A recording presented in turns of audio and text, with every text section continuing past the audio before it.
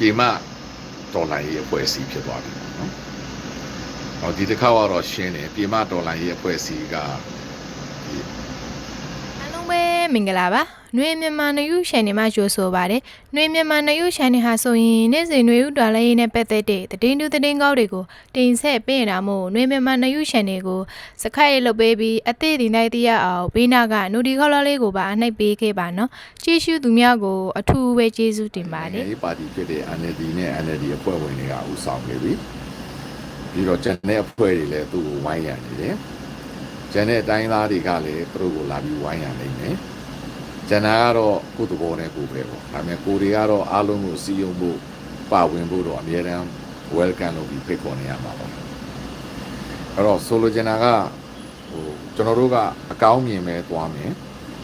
ကိုလုံနိုင်တာကိုလုံမယ်အဲ့တော့တယောက်တန်းစီစီနဲ့ကိုနိုင်တာကိုဝိုင်းလုပ်ကြမယ်ပေါ့အဲ့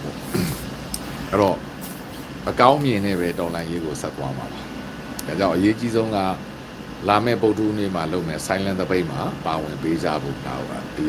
အရေးပေါ်လို့ဆိုပါတယ်နော်မေးစရာရှိတာမေးပါကျွန်တော်ပြောသလိုပေါ့ထေးသလိုလိုရေးသလိုလိုပြက်သလိုလိုအစိုးသဘောမျိုးတော့မမေးပါနဲ့နော်ကျွန်တော်လည်းဒီမှာ9နှစ်ရှိပြီးပြောနေတာဖြစ်တဲ့အတွက်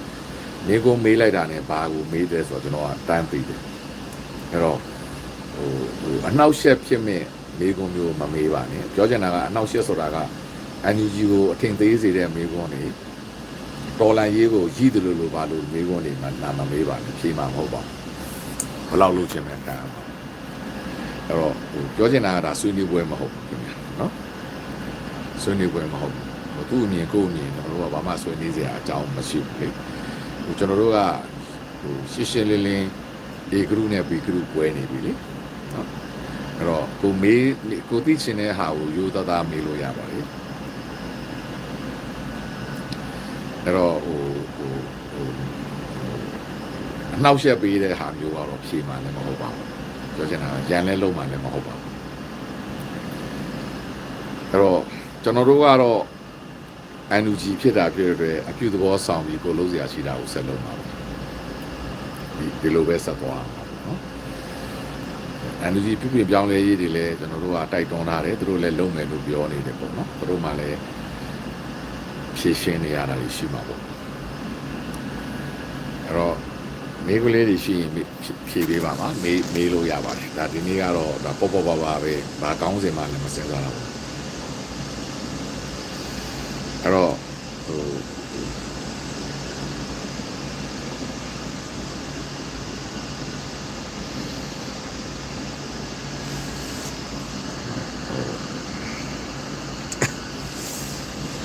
မေးခွန်းလေးတွေမေးလို့ရပါတယ်ဒါဆွေးနွေးပွဲမဟုတ်ပါဘူးအဲ့တော့ကိုသိချင်တာလေးတွေကိုမေးရင်ဆွေးနွေးခြင်းလို့တွေ့တာဆွေးနွေးပွဲမဟုတ်ဘူးခင်ဗျာဒါဓာတ်ပိတ်လုပ်တဲ့နေရာမဟုတ်ဘူးခင်ဗျာအဲ့တော့ကိုယ့်အကိုဆွေးနွေးခြင်းရင်ကိုယ့်ရဲ့ page မှာကိုယ်ဆွေးနွေးပါဒါကျွန်တော်တို့ဒီ NUG အကြောင်းကိုပြောမယ် NUG ကိုထောက်ခံမယ်ဆိုရင်မေးခွန်းမေးလို့ရတယ်တော်လန်ရေးကိုအပြတ်သဘောပြောတာလို့ NUG ကိုရည်တဲ့စကားတွေပြောတာလို့ NUG ကိုတော်လန်ရေးကိုရှုတ်ချတဲ့စကားပြောရင်လာမမေးပါနဲ့ဖြေပါလည်းမဟုတ်ဘူးဘယ်တော့ပဲလုံးပါပြောချင်တာကဘယ်လိုပြောမလဲကိုယ်ဝေါ်ထဲမှာကိုယ့်ကိုကြိုက်လို့တပြောပါအဲ့တော့ရှင်းပြောရင်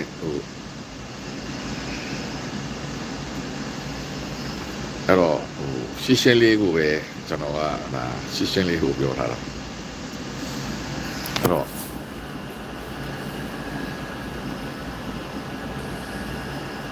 ပြေမကိုဥဆောင်ခိုင်းတာမဟုတ်ဘူးခင်ဗျာပြေမကရွေးเสียရမရှိဘူးကိုယ့်ကိုဥဆောင်ရတော့မှာ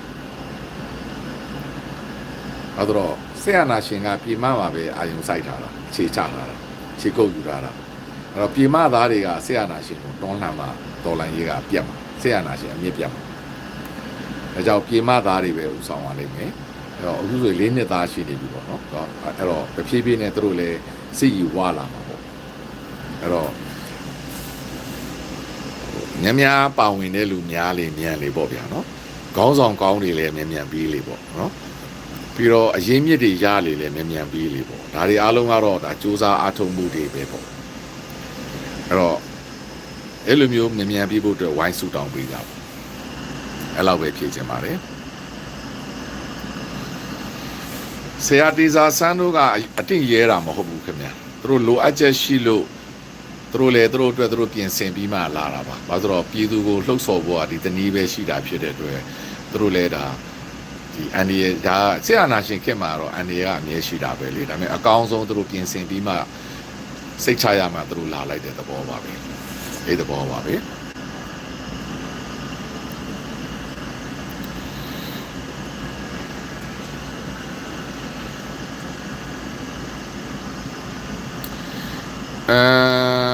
ကျွန်တော်မေးကိုမေးတာနားမလဲပါဘူး NUG ထဲမှာ Mobile Legend Hype run အမြင့်ဆုံးဘယ်လောက်ဖြစ်အဲ့ဒါကျွန်တော်နားမလဲပါဘူးတော်လိုင်းရေးပြီးသွားရင်တနိုင်ငံနဲ့ဖြစ်ဖို့ပဲစူးစမ်းနေတာလေဒါကြောင့်ကျွန်တော်တို့က Federal Democracy နိုင်ငံဖြစ်အောင်စူးစမ်းနေတာပေါ့နော်အဲ့တော့ဒီအခုနေ့ကျွန်တော်တို့လုပ်နိုင်တာကအတန်တိတ်တပိတ်မှာပါဝင်ပေးကြပါတတ်နိုင်ဆုံးပေါ့နော်အကောင်းဆုံးကအိန္ဒိယကိုအိမ်မှာကိုနေပေါ့ဗျာလမ်းပေါ်မှာလမ်းမသလားနေပေါ့ဗျာအလုံးအရေးပေါ်ကိစ္စရှိလို့ဆေးရုံသွားအရေးပေါ်ကိစ္စကလွယ်ရင်ကိုအိမ်မှာကိုနေပြီပေါ့နော်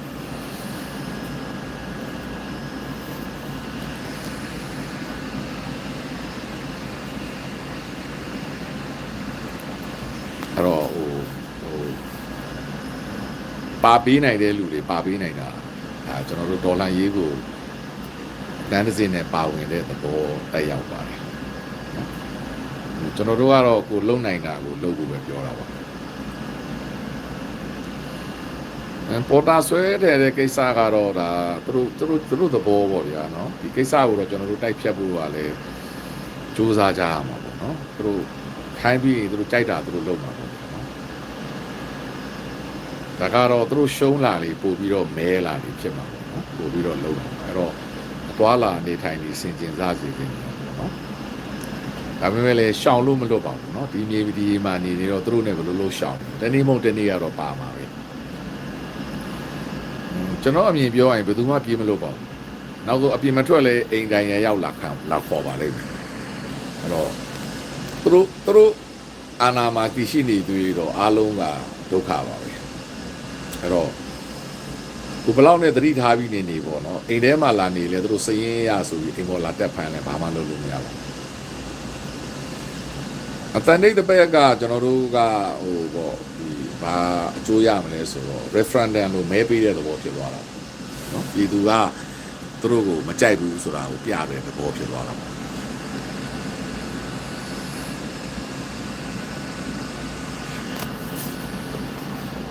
အဲ့တော့ကလေးကပညာရေးတန်းလန်းနဲ့ဖြစ်နေတယ်ပြီးတော့ပေါ်တာဆွဲမှလည်းကြောက်ရတယ်ဆိုတော့အကောင်းဆုံးသတိထားပြီးဆက်နေဖို့ပဲရှိတာပေါ့လေနော်ဒါပေမဲ့အဲ့ဒီအရွယ်ကောင်းလေးတွေကတော့အန်ဒီရရှိနေတာတော့အမှန်ပဲအဲ့တော့ကိုတူးချင်းရဲ့ဆုံးဖြတ်ချက်နဲ့ပဲဆိုင်တယ်လို့ယုံကြည်ပါတယ်ကိုဘလောက်ထိလုံခြုံအောင်နေနိုင်မလဲပေါ့နော်ဘယ်လောက်ထိကိုသားသမီးကိုအကာအကွယ်ပေးနိုင်မလဲပေါ့အဲ့ဒီပေါ်မှာမူတည်ပြီးတော့မိဘနဲ့သားသမီးတွေကံရှင်တွေကိုယ်တိုင်ဆုံးဖြတ်ရမယ်သဘောရှိပါတယ်အန်ဒီရကတော့အလွန်အတန်ကြီးတယ်အချိန်မရွေးပေါ်တာဖန်ခံရနိုင်တယ်အချိန်မရွေးစစ်မှုထမ်းဖို့လာဖန်သွားနိုင်တယ်အဲ့တော့ပညာရေးတစ်ပိုင်းတစ်စားဆိုတော့လေသူတို့ပေါ်တာဖန်သွားရင်လေအရှိတန်းရောက်ရင်အသက်ဆုံးရှုံးနိုင်တယ်အဲ့တော့အားလုံးကိုချင်းချင်းကြဖို့ပဲကျွန်တော်ကပြောချင်ပါတယ်ကန်ရှင်တွေကိုယ်တိုင်သိသိကြကြစဉ်းစားကြစီခြင်းနဲ့အန်ဒီရကတော့ very very very high risk ပါအဲ့တော့မိဘတွေကအုပ်ကြီးတွေကိုပတ်စံနဲ့ဖုံးကွယ်ကြတာပေါ့ဗျာပတ်စံနဲ့ပြစ်ပေးပြီးထားနိုင်တာဒါပေမဲ့အဲ့ဒါဘယ်လောက်ထိဟိုကလုပ်ပေးနိုင်လဲဆိုတာတော့ကန်ရှင်မိဘတူဦးချင်းရဲ့ခြင်းနဲ့ပဲဆိုင်ပါပါ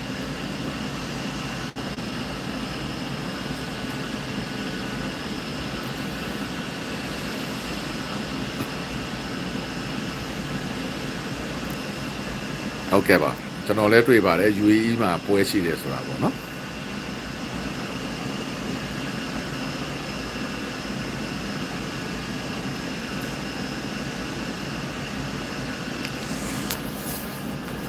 မလေးရှားကညီကိုများက PRM မှာပေးနေတာကိုကျေးဇူးတင်ပါတယ်မလေးရှားမှာလည်း operation ရှိတယ်ဆိုတော့လည်းကျွန်တော်လက်ခံပါတယ်အဲ့တော့ ငိမ့်ချမ်းပါစေပေါ့နော်ဟိုလုံလုံကြုံနဲ့အလုပ်လုပ်နိုင်ပါစေလို့ပဲကျွန်တော်ဆုတောင်းပေးပါတယ်မလေးရှားညီကိုများ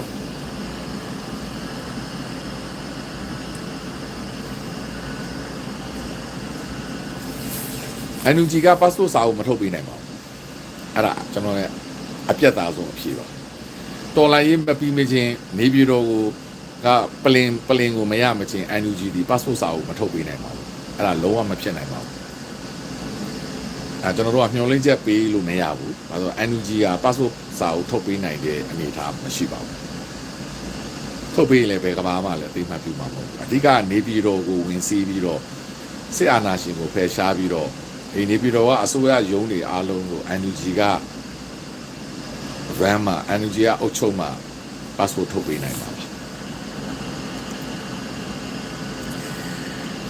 လူငယ်များကိုအကြံပေးပြောချင်တာကတော့ဟိုဘယ်လောက်ထိကိုရှောင်ရှားနိုင်မလဲပေါ့နော်ကိုမိဘကကိုဘယ်လောက်ထိပတ်စံနဲ့ကာကွယ်ပေးနိုင်မလဲပေါ့နော်အန်ဒီရကတော့အရန်များတယ်အဲ့တော့ကိုတူးကြီးစီရဲ့ဆုံးဖြတ်ချက်ပေါ့အချိန်မရွေးစစ်မှုမထမ်းမနေရတဲ့စစ်သားဖြစ်သွားနိုင်တယ်ပေါ့နော်အဲ့ဒါကိုရင်ဆိုင်ဖို့အတွက်ပြင်ဆင်ထားဖို့လိုအပ်တယ်အဲ့လိုမပြင်အဲ့ဒါကိုမရင်ဆိုင်နိုင်ဘူးဆိုရင်ပေါ့နော်သူတို့စစ်မှုတန်းခေါ်သွားပြီးညှဉ်းပန်းနှိပ်စက်ပြီးစစ်သားလုပ်ခိုင်းမှာရှေ့တန်းကိုအတင်းကျပ်ပို့ပြီးတော့တေခိုင်းမှာကိုသူမလုပ်ချင်ဘူးဆိုရင်တော့ကိုအခုနေတဲ့နေရာကနေရှောင်ကွင်းလို့ဖြစ်မလားဘယ်လိုဖြစ်မလဲပေါ့နော်အဲ့ဒါကတော့ကန်ရှင်မိဘတွေနဲ့ကန်ရှင်လူငယ်များကပဲဆုံးဖြတ်ရမှာပေါ့ကလေးတွေသူဦးချင်းဆုံးဖြတ်ရမှာပေါ့နော်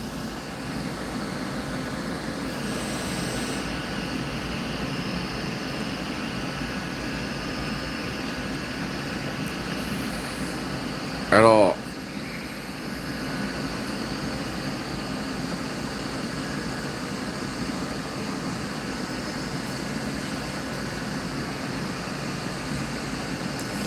တန်ယုံနေအမြင်ထွက်သွားတာဆိုတာတော်လိုင်းကြီးရှေ့ကြမယ်မြန်မာနိုင်ငံဟာဟို face state ဖြစ်နေပြီမင်းအောင်လှိုင်တို့လည်းမနိုင်တော့ဘူးတော်လိုင်းကြီးရှေ့ကြမယ်ဆိုတဲ့အတိတ်ပဲပါပဲ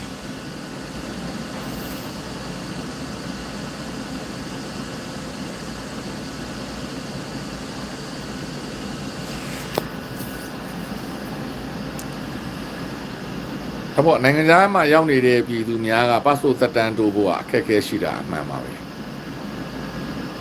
NUG ကဘာမှမလုပ်ပေးနိုင်ပါဘူး။အဲ့ဒါအမှန်ပါ။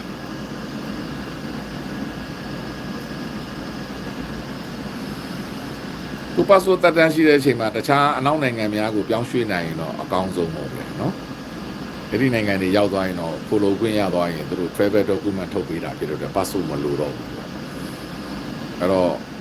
အဲ့လိုမှမဟုတ်ဘူးဆိုရင်တော့ဒီမလေးရှားတို့ဒီထိုင်းတို့မှာကြတော့ဟိုဒီမှာနိုင်ငံမဲ့ဖြစ်သွားမှာပေါ့နော်ပတ်စပို့မရှိဘဲနဲ့ဒီတိုင်းတရားမဝင်နေရမယ်အနေထားရောက်သွားတော့အဲ့ဒါတော့အမှန်တရားပဲ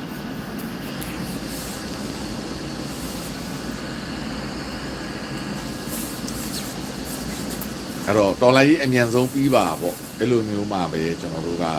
ပတ်စပို့ကိစ္စပြေလည်သွားမှာကျွန်တော်အဲ့ဒီပွဲကိုမကြည့်ပါဘူးဘာလို့ကျွန်တော်ကဟိုဘယ်လိုပြောမလဲအဲ့ဒီအားကစားကိုဝါသနာမပါပါဘူးဒါပေမဲ့ကိုမြန်မာနိုင်ငံပေါ်ငယ်ပေါ်ချင်းလူငယ်က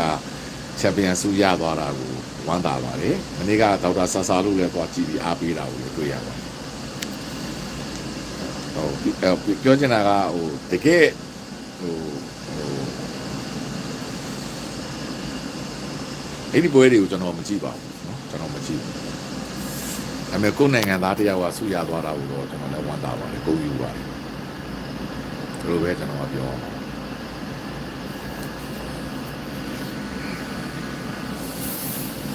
ကျွန်တော်ကဘလုံးပွဲတွေတော့မကြည့်ပြပါဘူး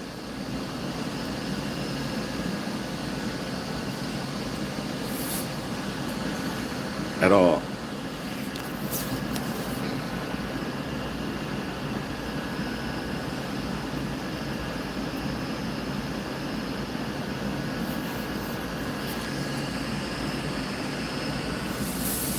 ကြ ကြားဖြန့်ကတော့တော်လိုင်းရေးပေါ်မှာကောင်းကျိုးရှိနိုင်တယ်ဆိုပြီးတော့ကျွန်တော်ပြီးခဲ့တဲ့ရက်ပိုင်းမှာအများကြီးသုံးသပ်ထားပါတယ်ကျွန်တော်ရဲ့ live အဟောင်းတွေကိုပြန်လာတော့ကြည့်ပါ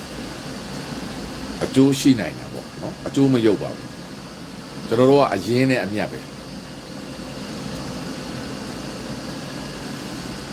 UAE မှာလည်းမဲပေးကြဖို့ဒါ6800စားတွေအများကြီးရှိနေလေ UAE ကတော့6800စားတွေအများဆုံးရှိတဲ့နေရာပဲဘာလို့သူတို့နဲ့ပြည်လေတဲ့စီးပွားရေးသမားတွေအများဆုံး UAE မှာအခြေချတာ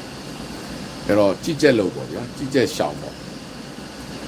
ပေမဲ့ကျွန်တော်ပြောသလိုပေါ့နော် passport တက်တန်းတိုးဖို့ကိစ္စတွေပါတယ်လေရှိတယ်ဆိုတော့ကျွန်တော်အပွင့်လင်းဆုံးပြောရရင်ကိုမဲပေးပေးမပေးပေး